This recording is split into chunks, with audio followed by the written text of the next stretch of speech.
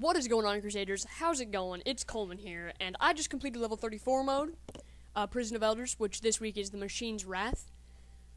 You know, the boss fight's mechanics kind of weird, we still haven't figured it out, but when we beat him, I finally got the Elder Cipher.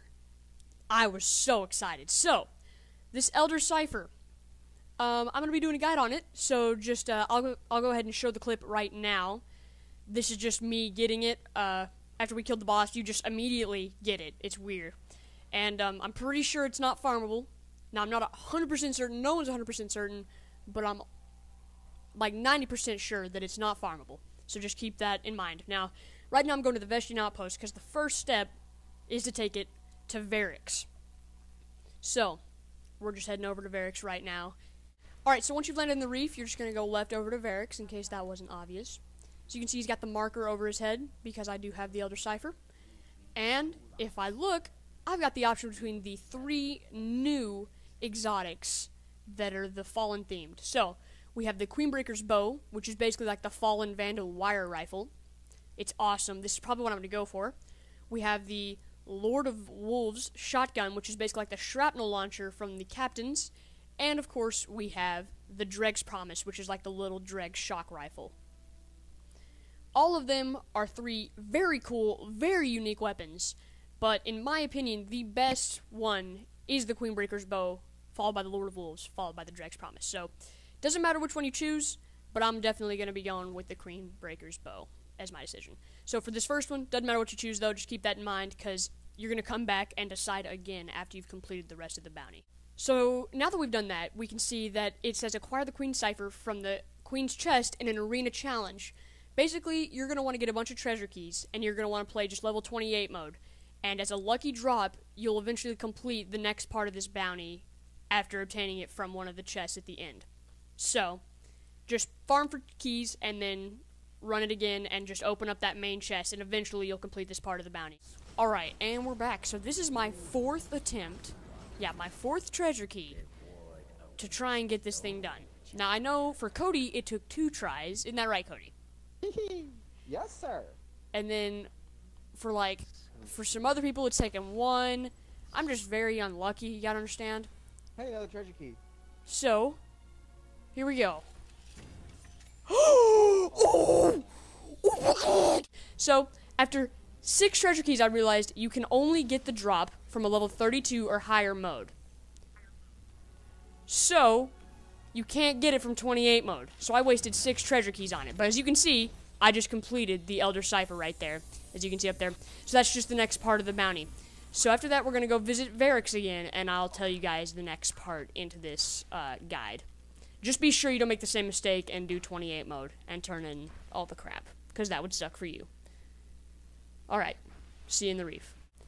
Alright, so once you've arrived at the reef, you're going to go over to Varix, and you'll see that he has the green icon over his head, because the next part of it is ready. So, you bring me the Queen's Cipher. I repair this one, and we both get what we want. So you turn that in.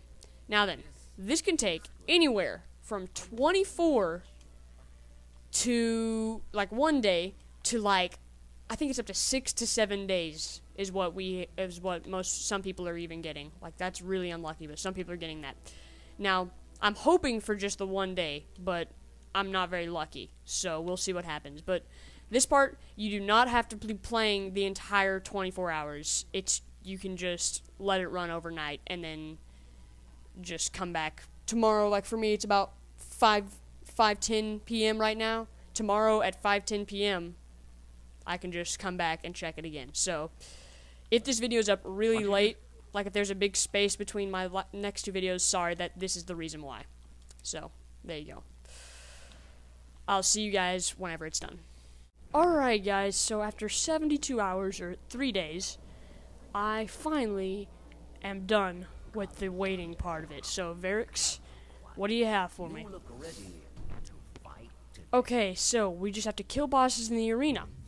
So, the best way you could possibly do this is to run 32, 34, 35 Prison of Elders. So, after you do that, you can just kill yourselves and then farm the boss again and again and again until you hit the 1,000 points.